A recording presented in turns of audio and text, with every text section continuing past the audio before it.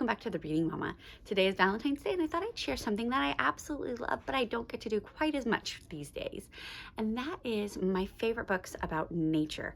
I love getting outside and going in nature, hiking, camping when I'm able to, things like that, but I don't get to do it quite as often as I used to. However, a few years ago, I read a book that was so inspiring, it changed my whole outlook on things. So that book was, and I've lost all these books in a mold problem what we had earlier this year, so I'm going to try to pop the pictures up here so you can see them. But the book I found was There's No Such Thing as Bad Weather, and it's by, her name is Linda McGurk. Let's go with that.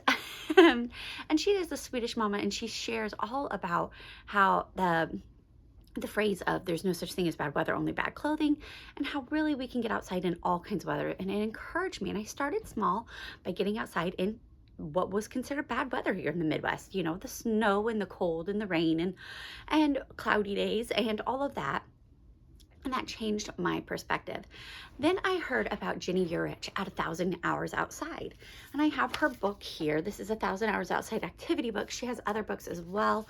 But I began following her blog and reading her works, and it inspired me that we needed to get outside more. But I wasn't sure how, and I wasn't great at tracking my things. Long story short, I kept reading and I found even more books that just inspired me to get out in nature. So there's no such thing as bad weather made it possible that I could do it. You know, I just had to be prepared. I had to get past my mental block that there are some days that you don't go outside. And 1,000 Hours Outside gave me the challenge to do that. But then I read Adventuring Together, and I do have this one because it lives in a special spot on my shelf. Adventuring Together by Greta Eskridge is an amazing story of this homeschool mom and how she just started adventuring with her kids. And it doesn't just include hiking and things like that. She also talks about going to museums and doing all these things. At the time when I read this, I had 6 daughters and my youngest was just born, and we had up to about 10. It was a little overwhelming because my husband was at a place where he couldn't go with us on a lot of adventures. He couldn't go hiking or to museums or things like that. And you know what? I just started doing it. I did it alone. I did it scared. I did it unprepared and prepared. And this book is so pivotal. It's so encouraging because it got me out of my comfort zone. And because of this book, we ended up having the challenge of visiting all 26 of Indiana's state parks. And we did it almost completely on just me and the kids. And that was hours and hours of driving because we live in the center and it's about 3 hours to the north and 3 hours to the south to get to the borders to some of the other state parks. But it was awesome. It was one of the best years ever. We changed how we homeschooled to make it work, and I absolutely loved it. I thrived in that. Now I have a teenager and things are a little bit busier, and so we can't quite do that commitment level now, but I loved this book because it encouraged me to do things that seemed hard. So I encourage everybody to read it because it's not just for homeschooling parents, it's for every parent. Get out there and make those memories with your kids. Get out there and do things that are hard.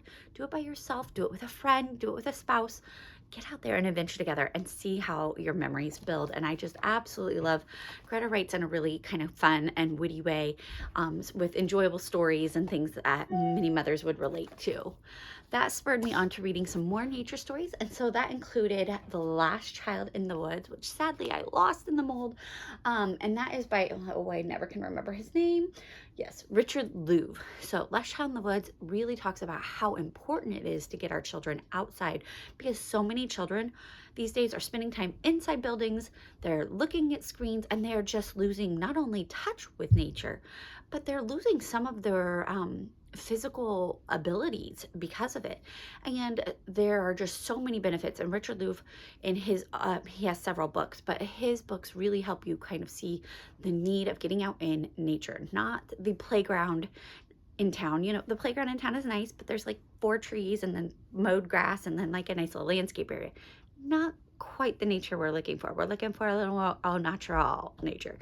And so I was really encouraged by his book to find those kind of places where we could see animals, where we could hear the rippling brooks, where we could do things without so much of the city around us. And I was able to do that within our county, which is, here in America, hopefully you know what a county is.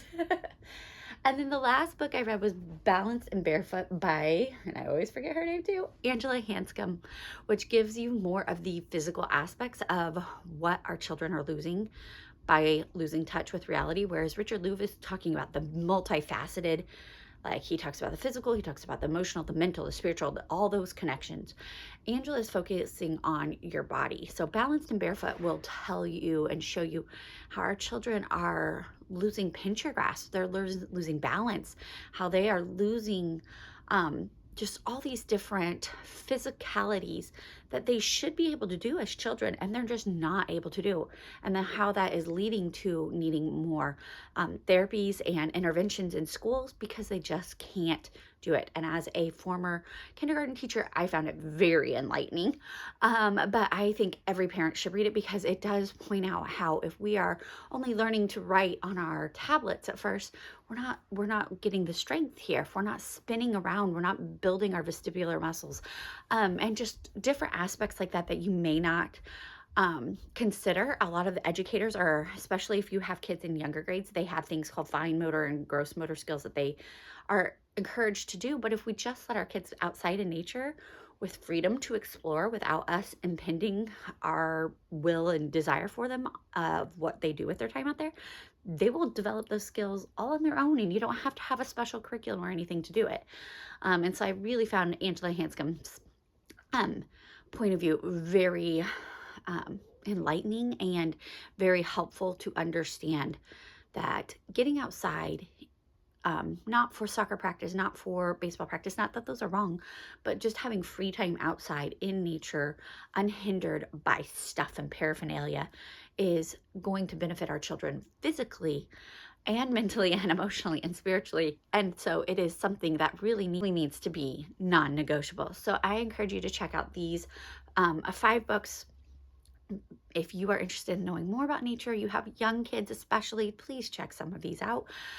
They will encourage you in ways that are different from today. So I hope that this video has helped you learn a little bit about some of my loves of nature book. I have several other books I have right now, the Nature Fix that I'm working on, and some other nature focused books that I want to read throughout the year to get me back in the mindset of that, because like I said, it's hard to do with teens, and so I'm trying to find ways to be creative and do that and fill it in our schedule.